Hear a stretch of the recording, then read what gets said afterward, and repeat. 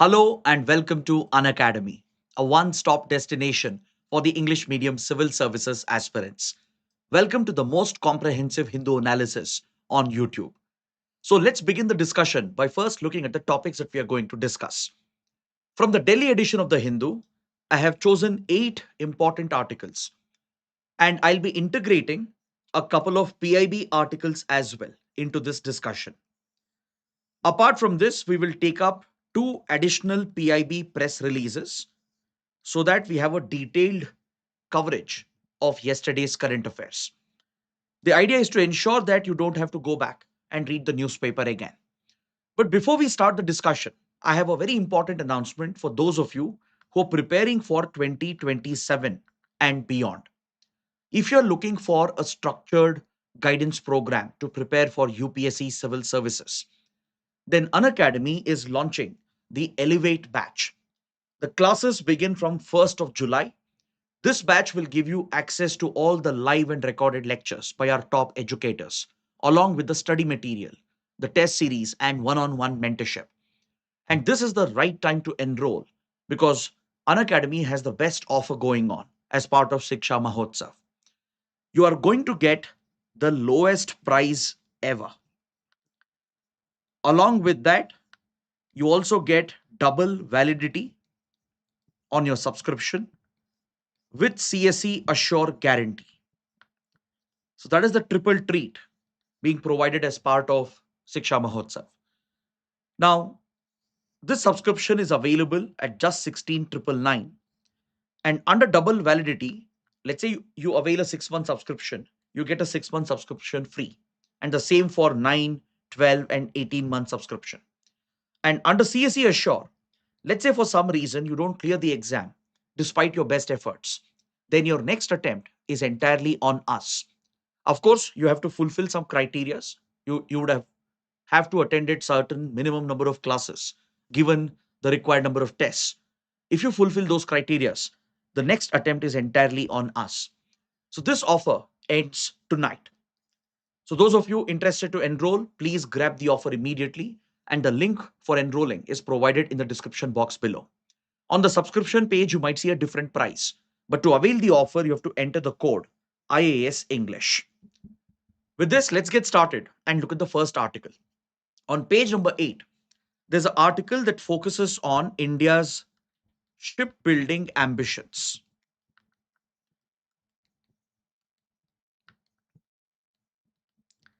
See, India has set out a very ambitious goal for itself to emerge as one of the top ship manufacturing hubs in the world. Right now, India is often known as the graveyard of ships because India has a very strong ship breakdown industry.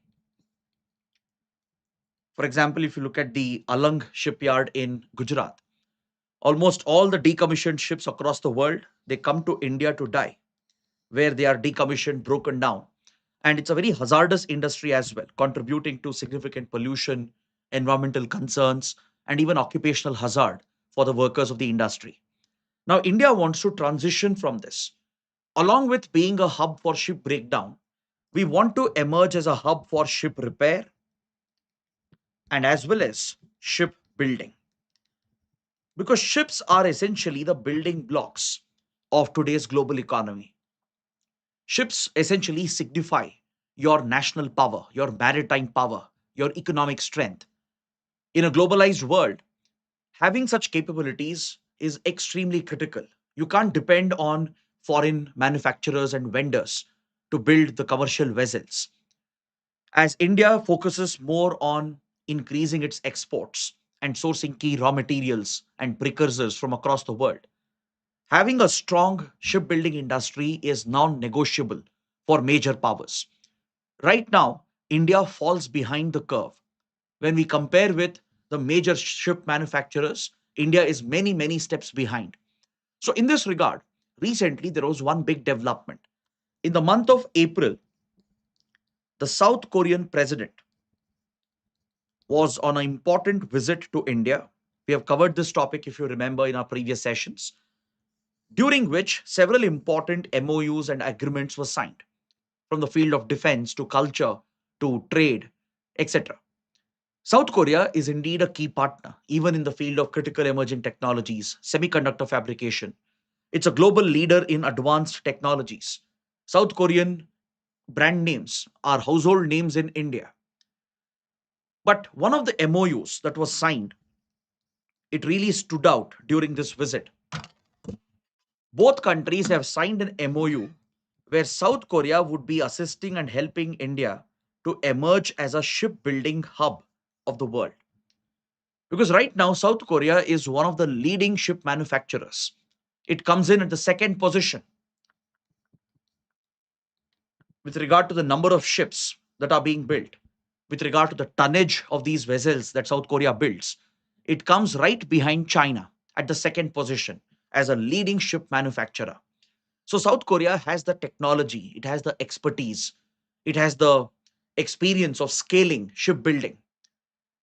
South Korea started this journey in 1970s, and within 15 years, by 1985 1990 period, it emerged as a major hub for shipbuilding.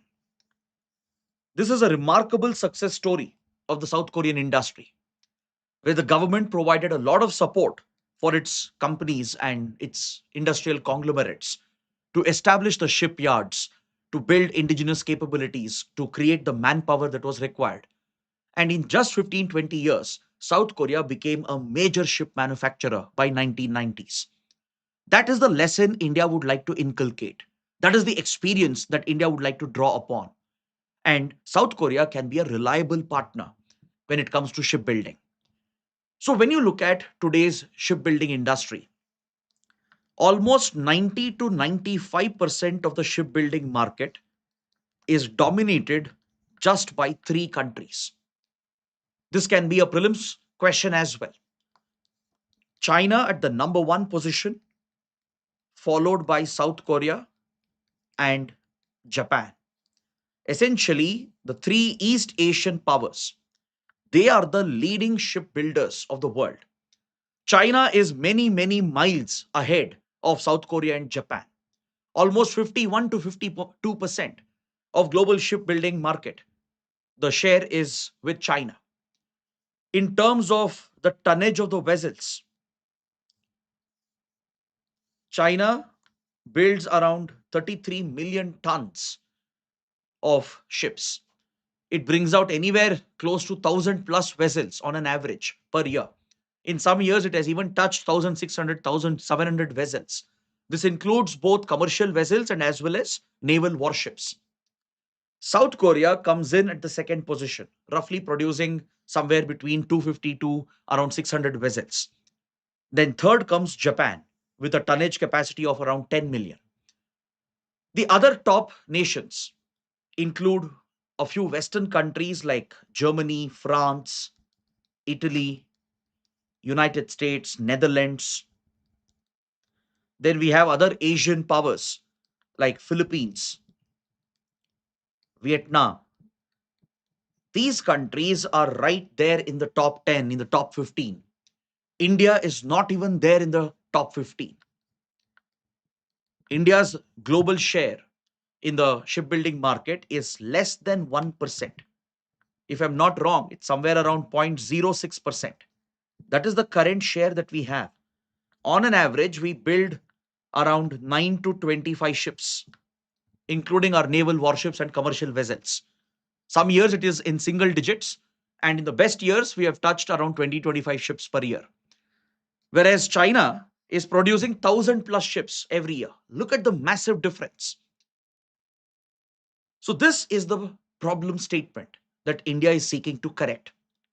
We would like to increase our share in the global shipbuilding market.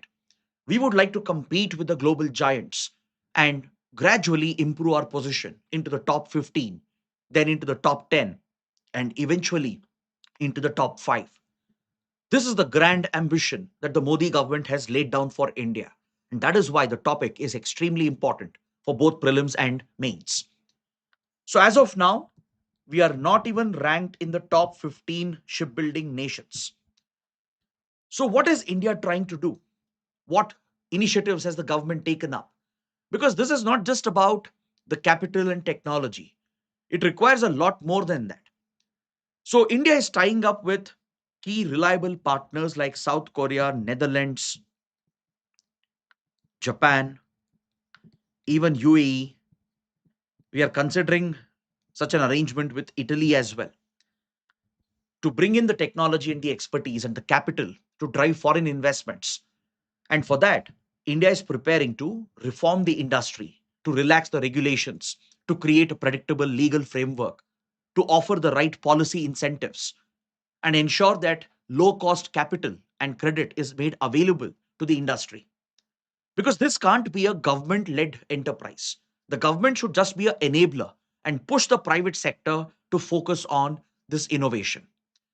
Now, when it comes to India South Korea collaboration, there are few South Korean giants when it comes to shipbuilding. For example, I'm sure all of you must be familiar with Samsung. You guys must be familiar with the electronics and the consumer brand, but Samsung is into many other sectors as well, including heavy industries. They have a dedicated subsidiary focused on shipbuilding. Then you might have heard of Hanwha, which is another giant South Korean conglomerate. South Korea is known for these giant conglomerates. They operate in multiple sectors. Hanwha is present in defense and aerospace as well. For example, the K9 Vajra artillery units that India has bought and India's L&T is domestically producing for Indian Army. It is from Hanwha Defense. You take companies like Hyundai. You might be familiar with this brand only because of its cars in India, but Hyundai is into many other segments, including shipyards and shipbuilding. So India is seeking to tie up with these companies, bring these South Korean companies to India, facilitate their establishments, and bring the expertise and technology and capital. Recently, the Tamil Nadu government and the central government have approved a new shipyard that Hyundai is building with Cochin Shipyard Limited. So, this is a new joint venture involving a Indian public sector company and a South Korean private company. So, many such projects are in the pipeline. Even Samsung has signed a deal with an Indian entity to build ships in India. So there is new momentum which has been added to India South Korea partnership on shipbuilding. Probably South Korea could help India propel itself into the league of the top 10 nations. Under the Maritime Vision 2030 and the Viksit Bharat vision of Maritime Amrit Kal Vision 2047, India's ambitious goal is to become one of the top 10 shipbuilding nations by the end of the decade and enter the top 5 countries by 2047. This is the ambitious target which has been set. And India has even created a dedicated fund to incentivize the industry, the Maritime Development Fund. In fact, the United Arab Emirates has recently announced that it will help India build a ship repair facility at Wadinar in Gujarat. During Prime Minister Modi's recent visit to UAE just a few weeks ago, I'm sure you must remember, PM Modi traveled to United Arab Emirates. Even UAE has certain capabilities in the shipping industry. And UAE is working with India by drawing support from the Maritime Development Fund to set up a ship repair facility at Wadinar in Gujarat. So India wants to dominate all the three segments of the shipping industry, be it ship breakdown, in which we are already a global leader. Now we are prioritizing ship repair and maintenance. And eventually, in the next 15-20 years, we would like to emerge as a shipbuilding hub as well. And that is how India can cement its position and dominate global trade and global economy. India has also launched the Shipbuilding Development Scheme to facilitate ease of doing business, to quickly clear land acquisition, provide quick licensing and permissions and certificates that are required. And we also have a dedicated fiscal policy, the Shipbuilding Financial Assistance Policy, where the government is offering incentives, tax subsidies, and rebates to attract the private sector to invest more in shipbuilding capabilities. But however, there are certain gaps. There are certain policy course corrections which are necessary. For example, we have to further simplify the regulatory requirements and come out with a predictable and uniform legal environment. Or else, foreign companies may not be very keen on investing in India or partnering with Indian counterparts. To attract shipbuilding giants from Japan, from South Korea, from Netherlands, from other parts of the world, we have to create a simplified regulatory reform. We have to provide the right state support. And the Sagarmala Finance Corporation Limited that India has established. This is the first NBFC, the non banking finance company in the country, dedicated for the maritime sector. It is set up to provide low cost loans, to provide cheap capital, which can incentivize the private sector to jump into shipbuilding.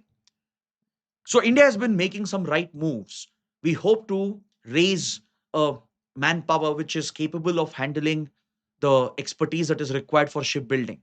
This is where the academia, universities, they also have a big role to play to produce the required manpower by offering engineering courses in shipbuilding, in marine engineering, and by providing training and skill development programs by working with the industry.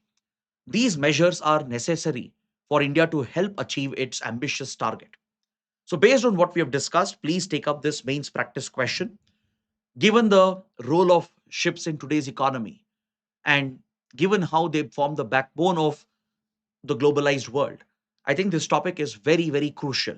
It can come as a question either in GS paper 3 under economy or under GS paper 2 under international relations. Now let's move to the next topic. On page number 10, there is a detailed column that evaluates the PCPNDT Act, the Preconception Prenatal Diagnostic Test Act of 1994. This article provides a critical assessment of this important piece of legislation. So, first, let's learn what is the PCPNDT Act. This law was enacted by the Parliament in 1994, primarily to counter the menace of female feticide and infanticide.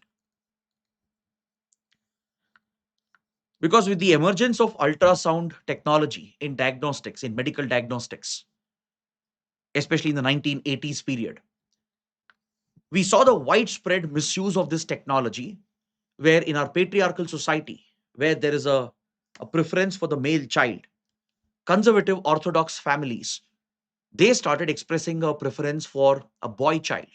And with sex determination possible with ultrasound diagnostics, they started essentially eliminating the female fetus.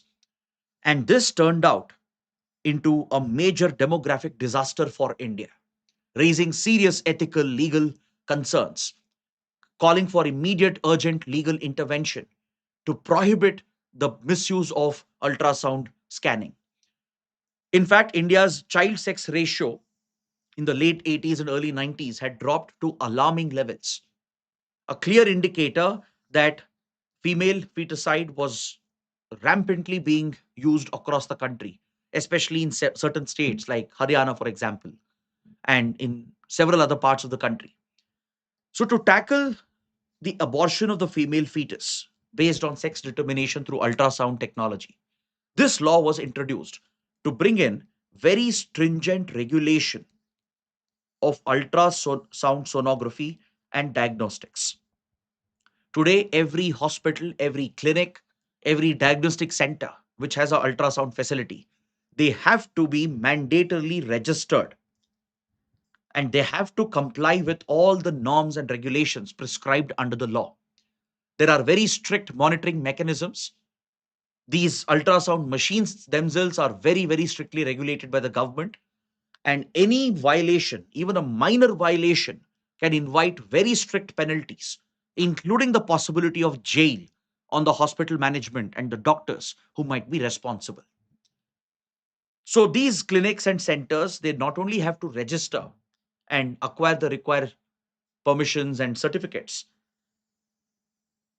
the sex determination through ultrasound is explicitly prohibited under the law. And It mandates the clinics and the medical centers and hospitals to maintain detailed records of the patients, which in turn can be monitored and reviewed by the authorities, and very strict compliance is provided for. So when you look at this law, the stringent provisions, they definitely seem necessary in order to tackle the social evil of female feticide. So even the purchase of an ultrasound machine is extremely difficult and challenging. Even a hospital or a clinic, they can't simply go out and buy an ultrasound machine. They have to go through an entire regulatory process for that. They have to first register themselves, get the required permissions. Only then they are allowed to go and buy an ultrasound machine. Even the manufacturers and the dealers who sell these machines, they have certain compliance requirements on their side. They have to verify who's buying the machine. They have to verify the permissions and certificates that the clinic or the hospital uh, would be able to present. They have to document the sale through a proper invoice, report the sale to the authorities. And the clinics and the medical centers have to maintain detailed records of the patients who undergo ultrasound scanning. Even if there is a slightest slip or any sign of misuse of these machines for sex determination and uh, the female feticide, which could be a result of that, there will be very, very strict penalties on all the violators that are involved. So, this stringent law, it has indeed played a role in bringing down the rate of female feticide and improving the child sex ratio. But, however, the writer has a very crucial point. The writer believes that you can't say that the law alone has improved child sex ratio or curbed female feticide. Because in several pockets of India, in orthodox conservative families, in patriarchal societies, you still have that preference for the male child. That cultural social trait, that behavioral trait is not changed because of the law. There are incidents where ultrasound machines are still misused illegally for sex determination. There are certain cases which come up every now and then, right? And these illegal black market operators, they extort money in the range of lakhs of rupees to provide these illegal services. Plus, the act has had some unintended consequences. So, the writers believe that child sex ratio and the evil practice of female feticide, it might have been better tackled by India. There's no doubt about it. In the last 2-3 decades, India has done very well to curb the menace of female feticide, and child sex ratio has definitely improved. But you can't say that the law alone has contributed to it. There have been many other factors, right? In general, the change in our social structure, the modernization of the Indian society, and as well as the change in government policies aimed at protecting the girl child, empowering women. All these initiatives have played a role and focus on women's education.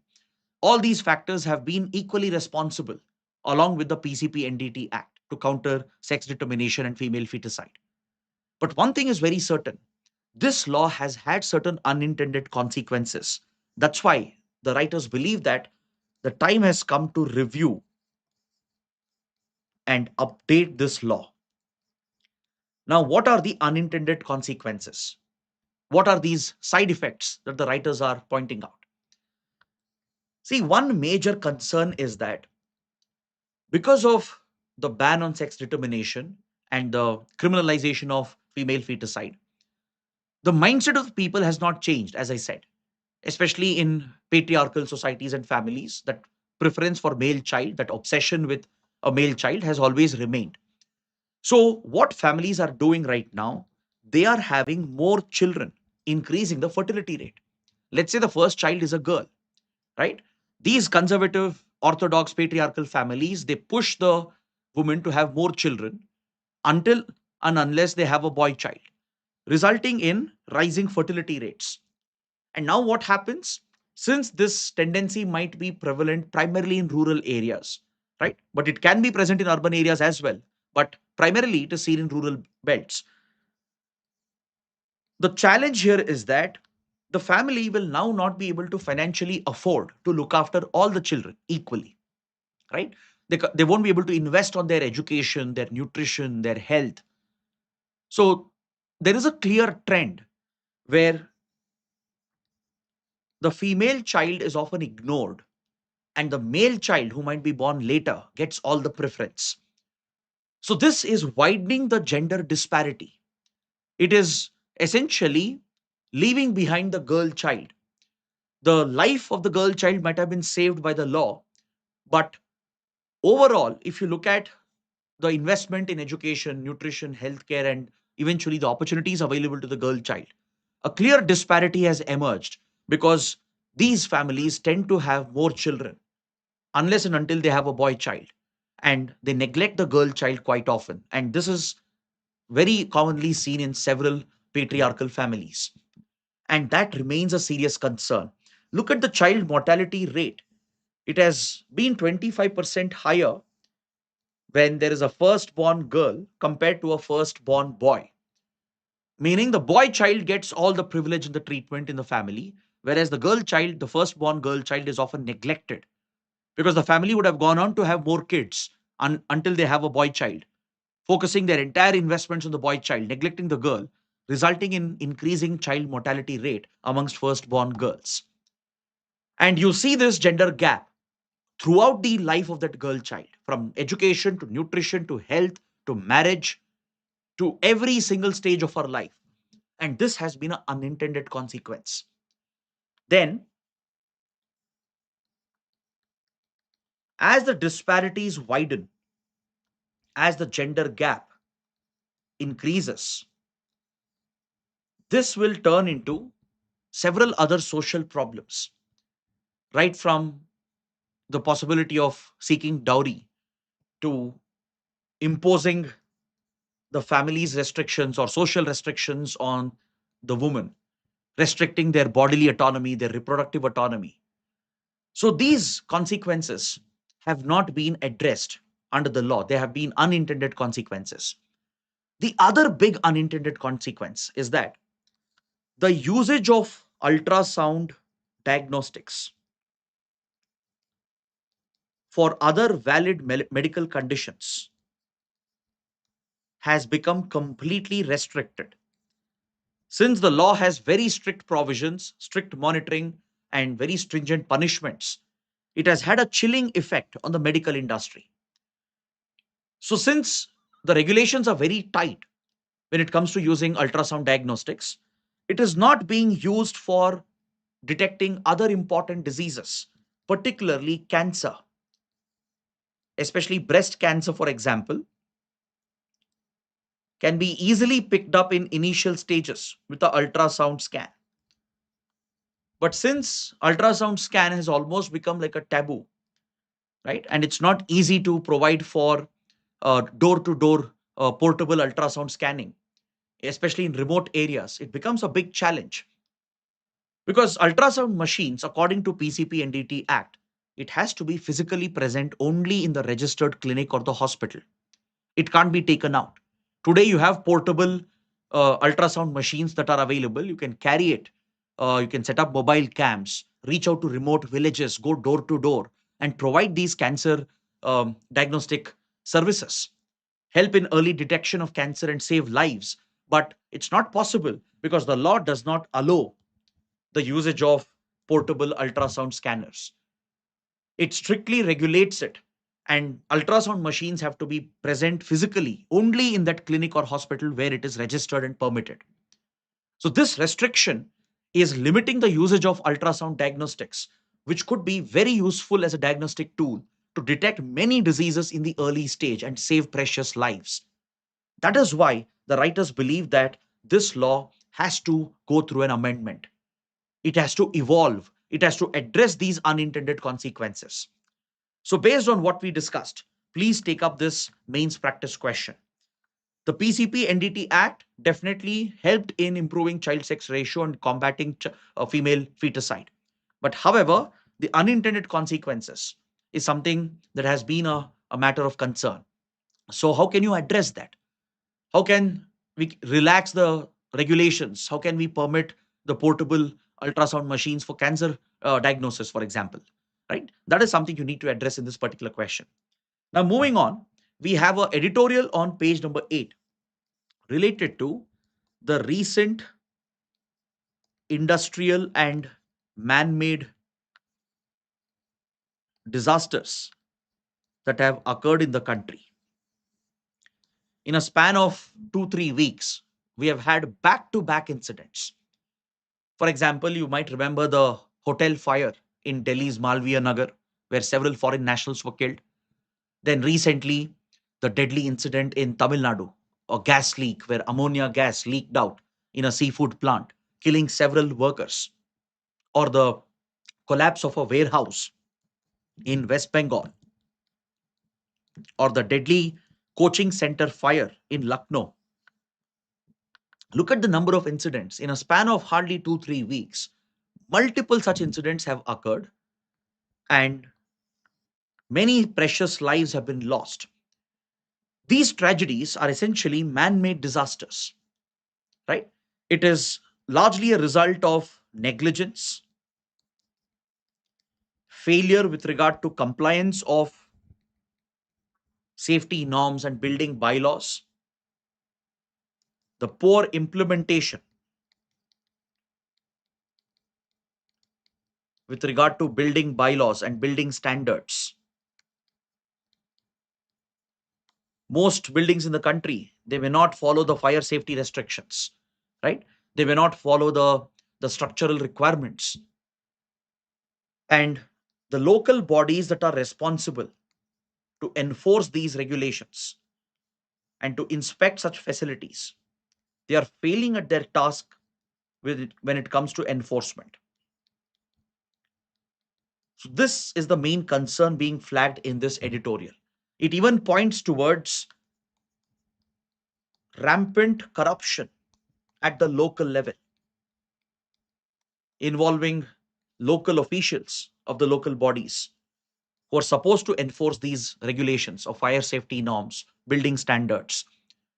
So these incidents will keep recurring. Innocent lives will be lost, and nobody would be held accountable for that. So this dire state in the country is highlighted in this editorial. It's pointing out that rampant corruption, weak enforcement, and the lack of safety culture in the country, right? The general negligence that you see from factory owners, from building owners, from the construction real estate industry, the lack of seriousness on the part of the state government and even the central government to some extent to enforce these guidelines by pushing the lower level authorities, and the rampant corruption that is prevalent at the local level has become a serious concern. So the editorial is calling upon the disaster management authorities, the government, the local bodies to correct these issues immediately, ensure accountability, or else these accidents, these disasters will keep recurring. Lives will be lost, and it'll just be national headlines for one day or two, and then the country moves on, right? And we'll move on to another similar disaster. So, this is the pressing issue which is being flagged in this editorial. Next, coming to the front page, there's an article related to the deadly earthquake that struck Venezuela. Venezuela has been devastated by two back to back simultaneous earthquakes, referred to as a seismic doublet. Two high magnitude back to back earthquakes hit the coastal parts of Venezuela, and it has caused very, very extensive damage. I'm sure you must have seen the viral visuals on social media as well. Hundreds of people have reportedly lost their lives, thousands have been injured, lakhs have been displaced. Venezuela's infrastructure has taken a massive hit. So, these back to back earthquakes that occurred, one was of 7.2 magnitude, centered roughly 20 kilometers inside the Earth's crust, and the epicenter was right off the coast of Venezuela in the Caribbean Sea. Then, within a very short time, a second big earthquake of a higher magnitude of 7.5 struck the region. So, this is what we call a seismic doublet. See, Venezuela has been a very vulnerable country. right? It sits on an active seismic zone, on active fault lines. You have the Caribbean plate interacting with the South American plate. And as they rub against each other, there is constant subduction happening as well. The pent up energy gets released, triggering these massive tectonic movements, which releases this huge amounts of energy that can shake the Earth's surface, causing the buildings to fall and collapse, resulting in large scale deaths and injuries. So, Venezuela has seen earthquakes in the past, but this is the most powerful earthquake in more than 100 years, right? And also, the seismic doublet is quite rare and quite unique. You need to understand that the second earthquake, which occurred a minute later, it's not a aftershock. Generally, when earthquakes happen, there are a series of aftershocks that keep coming for several hours, even extending up to 2 to 3 days. But what happened in Venezuela the other day was not a aftershock. Aftershocks will come, but these two earthquakes were two distinct earthquakes, two back to back earthquakes called a seismic doublet. A seismic doublet refers to two separate earthquakes occurring simultaneously or back to back in a short interval, in a short duration. So it's very distinct from aftershocks. So, what happens when there is a seismic doublet? The risk is that the first earthquake would have already weakened the building foundation, right? The second earthquake, and if it is of a higher magnitude, as it was a case in Venezuela, it can now easily bring those buildings down. The buildings which were shaken by the first earthquake will now get completely flattened. You will see the pancake effect where buildings will start crashing one upon the other. Because the second earthquake, which if it is more powerful than the first one, it can cause a devastating impact on infrastructure, on houses, on public infrastructure, critical infrastructure, causing extensive damage and loss of lives. So, this again highlights the importance of disaster management, right? Focusing on pre disaster planning and preparedness, mapping out the vulnerability and the hazard, preparing accordingly to gear up your emergency response for during the disaster phase, right? To carry out effective search and rescue operations to save as many lives as possible and focus on long term recovery and reconstruction. But Venezuela is barely prepared to handle this mega disaster because for decades, the country's economy has been ruined by leaders like Nicolas Maduro, Hugo Chavez, and their policies, which have bankrupted the Venezuelan economy. Also, the American sanctions has had a very big impact in decimating the Venezuelan economy. So the government is barely prepared to handle a crisis of this scale. That's why global support is rushing in. From United Nations to even India, everyone has expressed their condolences. India has already announced that we will be providing disaster management assistance because India specializes in providing HADR support as part of disaster diplomacy. We extend humanitarian assistance and disaster relief. See, recently, Venezuela's leader, Rodriguez, had visited India just a few days ago.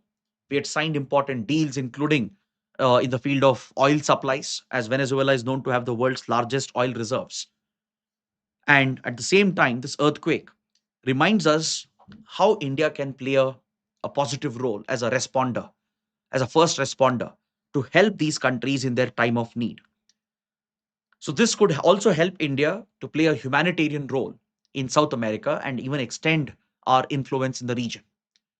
Next, on page 1 and 5, there are two articles related to the Tungabhadra basin. See, yesterday, the government of Karnataka has inaugurated 33 new sluice gates of the Tungabhadra Dam, which is a critical water management project on the Tungabhadra River. And what was unique about this event was that the government of Karnataka invited not just the Union Jal Shakti Minister C.R. Patil, but as well as the chief ministers of the riparian states of Tungabhadra Basin. So the chief minister of Telangana, Revant Reddy, and chief minister of Andhra Pradesh, Chandrababu Naidu, along with Karnataka's chief minister D.K. Shivkumar, all of them were present at the same stage. And they have expressed a consensus to work together in an amicable manner, to talk and negotiate with each other, to resolve the interstate water sharing issues over the Tungabhadra River. Now, that is quite rare. Generally, you see interstate water sharing issues turning into a major dispute, resulting in a very hostile environment between the two states. But with regard to Tungabhadra Basin and the water management here, the three states have agreed to keep aside the differences, work together to amicably resolve this. And the central government has also promised support. The Union Jal Shakti Minister has proposed the establishment of a central committee which will work with the three riparian states to find a permanent solution for the sharing of the waters of the Tungabhadra. Karnataka has a major dam, the Tungabhadra Dam at Hospet near Hampi. So from here, the water flow into Telangana, Andhra Pradesh is determined. Correct? Telangana has always had an issue. Though it has been allocated around 15.9 TMC feet of water from the Rajoli Banda diversion scheme, it has been able to draw hardly around 5 to 6 TMC feet, creating a big deficit on Telangana's side. So such issues can be resolved with the help of this central committee, which is going to be set up by the Union Jal Shakti Ministry. Now, let's quickly learn some important geographical facts about the Tungabhadra River basin. The Tungabhadra River is one of the major tributaries of the Krishna River. In fact, Tunga and Bhadra are two distinct rivers that originate on the eastern slopes of Western Ghats in Karnataka. At Varaha Parvata in the Western Ghats belt closer to Shimoga and Kudli. This is where Tunga and Bhadra that have originated as separate streams in Western Ghats, they merge in Kudli near Shimoga and form the Tungabhadra River.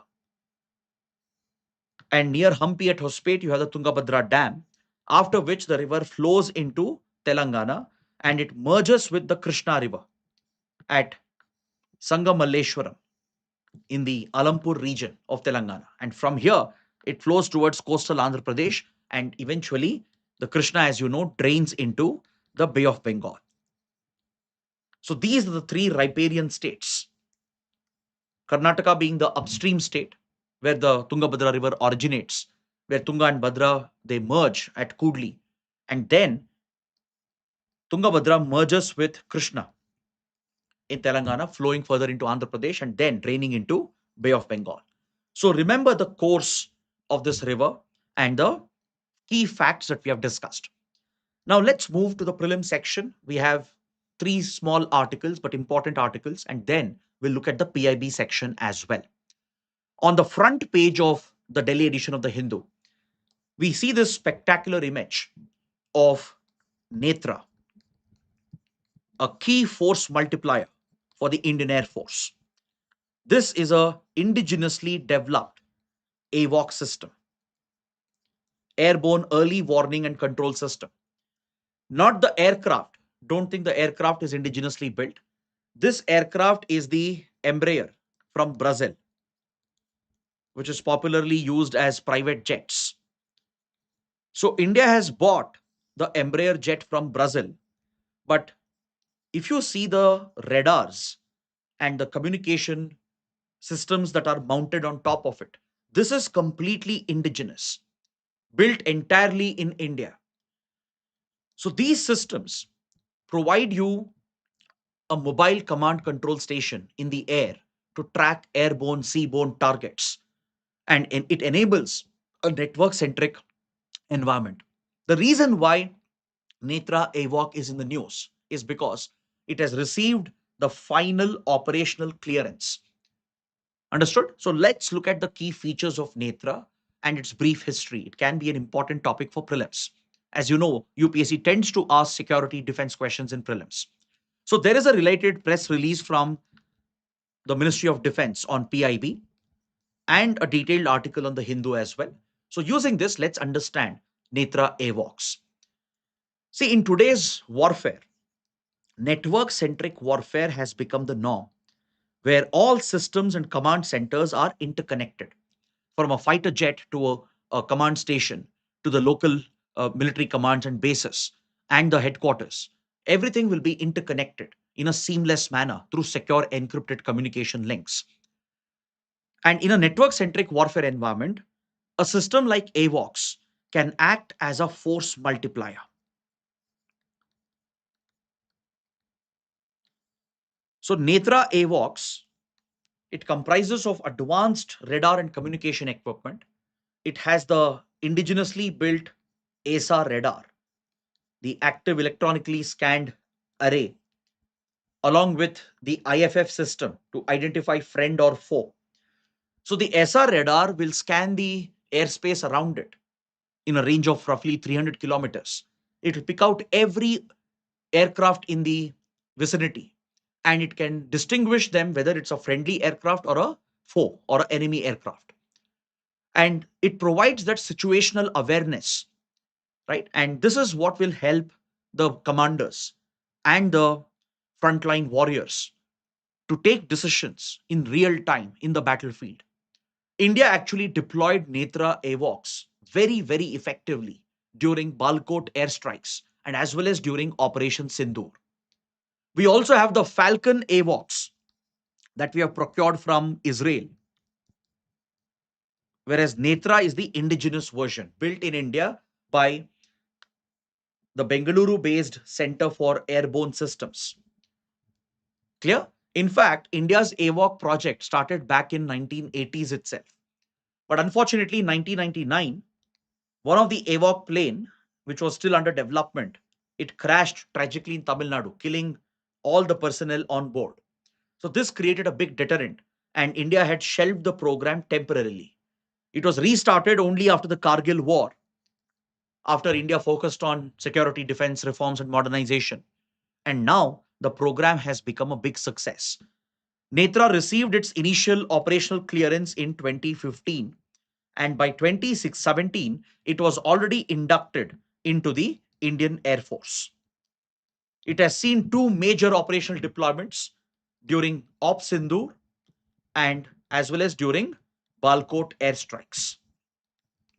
So now, this indigenous AWOC system has received final operational clearance, and that's a big milestone. The Indian Air Force will be procuring many more. The Cabinet Committee on Security, headed by the Prime Minister, has recently approved the procurement of 6 more NETRA AWOCs for Indian Air Force.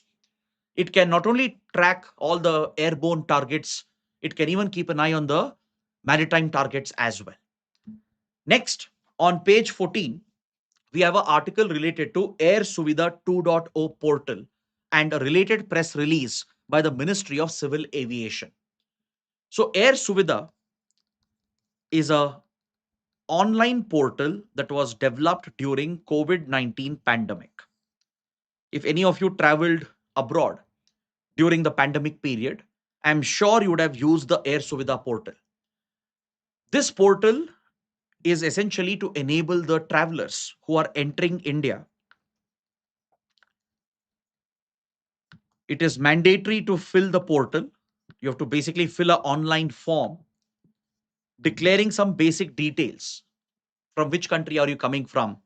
Any symptoms that you're displaying of the concerned disease, right? Any travel history that you have in the last few weeks. You have to report all of that in this form, which helps the immigration authorities before they allow your entry into the country to screen those passengers and quarantine them if necessary. And it also helps in contact tracing to trace the contacts of those passengers. So this online portal was rolled out during COVID-19 pandemic. That was the first version of Air Suvidha portal. Now, the second edition of this portal with ease of accessibility has been recently launched, mainly to keep a check on Ebola, which has seen a big outbreak in African countries, in Democratic Republic of Congo, in Uganda, even in South Sudan. We are witnessing a major outbreak of Ebola, and the WHO has recently designated Ebola as a public health emergency of international concern, which means the countries have to keep a watch on any travelers who can carry and bring the Ebola virus because it's highly contagious, extremely deadly, and fatal. So, such a system in your immigration process will streamline the screening of the passengers, those who display symptoms, those who have a travel history to these high risk countries. They can be singled out, quarantined, they can be kept under observation, and if they report symptoms, they can be tested. If they test positive, you can launch contact tracing to identify the other passengers as well who might have been in contact with the passenger. So this is Air Suvidha 2.0 portal launched by Ministry of Civil Aviation. Coming to the last article, France and Italy have agreed to set up a new multinational coalition in Lebanon to deal with the post-UNIFIL arrangement. See, as of now, with regard to the US-Iran peace MOU, US has finally brought pressure on Israel to stop its attacks against Lebanon. And with the fighting stopping for the time being, France and Italy have come out with this agreement to establish a new force which will eventually replace the UNIFIL or probably work with UNIFIL itself to secure Lebanon and ensure that Lebanon is protected and its armed forces are strengthened. So, first, you need to understand what is UNIFIL. The United Nations Interim Force in Lebanon. It's a UN peacekeeping force that was set up in 1978 when Israel invaded Lebanon for the first time, targeting Palestinian extremist groups like the PLO, the Palestinian Liberation Organization, which was based out of Lebanon. This eventually pushed the country into a civil war, and to contain the conflict and to protect civilians, the UNIFIL force was deployed. Even India is a major contributor to UNIFIL. Currently, we have around 900 plus Indian soldiers who are part of the UNIFIL mission. But France, which is one of the former colonial power of this region, right? This region was under French mandate at one point. France is one of the key contributors of forces for this UN peacekeeping mission. But Israel has invaded Lebanon multiple times, not just in 1978 to target the PLO. It invaded again in 1982, mainly to target the Palestinian extremist outfits. Then again in 2000 to target Hezbollah, which had taken shape in Lebanon from 1982. It invaded again in 2006, again to target Hezbollah, triggering a civil war in Lebanon. And now, recently, after the Gaza war in 2024 and now in 2026, it has invaded again to target Hezbollah. Now, as per the UN mediated peace arrangement, a blue line was set up marking the boundary between Israel and Lebanon. And as per the UN mediated ceasefire, and later US and France have also mediated a ceasefire, as per all these arrangements, Israeli forces are never supposed to cross the blue line. The IDF is not supposed to cross over the blue line. This river you see here is the Litany River. And Hezbollah is mandated under the ceasefire arrangement to not cross the Litany. It should not be present in the southern part of Lebanon. But both sides have violated this again and again. Hezbollah has created positions closer to the Israeli border so it can easily fire rockets, missiles, and drones into northern Israel, targeting Israeli villages. And IDF is no less. They have frequently breached the blue line and even crossed the Litany right now and taken most of southern Lebanon and carried out large scale attacks, even killing hundreds and hundreds of civilians, including children. So the situation has become very dire. The Lebanese armed forces and government have been weakened. They're not able to hold their position. And Hezbollah has become like a parallel regime of its own. That's why France and Italy are taking this initiative to deal with a post UNIFIL arrangement if the ceasefire becomes more permanent, right? And as per the arrangements, IDF is supposed to retreat. Hezbollah is also supposed to retreat to the north of Litany. And if at all the UNIFIL forces are to be replaced, because right now the blue line is secured by the UNIFIL, France and Italy are coming out with this initiative to plan a post UNIFIL arrangement. So that's why this topic is relevant for mapping and for international relations. Now, coming to the PIB section, we have a few more PIB press releases. We already covered two of them. Let's look at this press release from Ministry of Health and Family Welfare. In order to tackle the menace of fake medicines, spurious vaccines, the ministry has amended the drug rules of 1945 to expand the ambit of Schedule H2 drugs. So, all vaccines, anti cancer medications, antimicrobials, etc., they're all now covered under Schedule H2, including drugs listed under NDPS Act, the Narcotic Drugs and Psychotropic Substances. Some of it may have medical application, they might be used in medical therapeutic treatments. So, all these category of drugs and vaccines from the biotech industry is being brought under stricter regulation to ensure that only authentic vaccines and drugs are sold in the market. It's an effort to combat the fake medicines and vaccines. So, what the ministry is doing, it is mandating all the pharma companies and biotech companies to ensure that they include a QR code on the packaging of the product, so that with a quick scan of the QR code, you can determine the entire supply chain of that particular drug or product, from its manufacturing to distribution.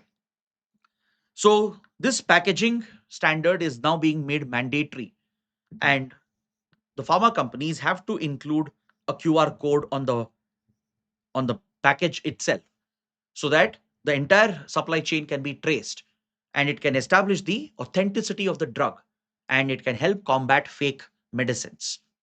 So, next time, once it comes into effect, any medicine drug you might buy in this category listed under Schedule H2, if it carries a QR code, you can scan, you can easily verify its authenticity. If it doesn't carry such a QR code, it most likely would be fake.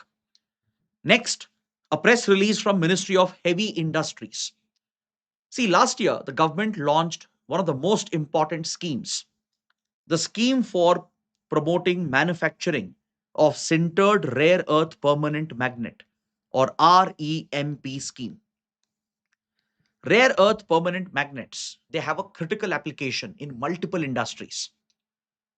Rare earth permanent magnet is primarily produced using NdPr oxide as a precursor. What is NdPr oxide? This can be a prelims question. It's a combined mixture of neodymium and praseodymium oxides.